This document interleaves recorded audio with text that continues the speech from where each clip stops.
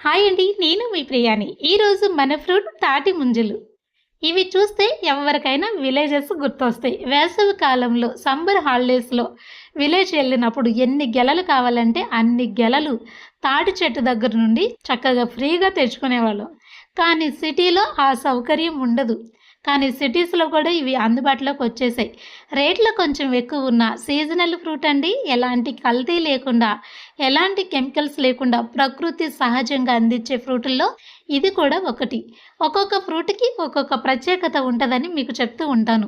ముంజులకు కూడా ఒక ప్రత్యేకత ఉంది. ఇవి వేసవి కాలంలోనే మనకు అందుబాటులో వస్తాయి.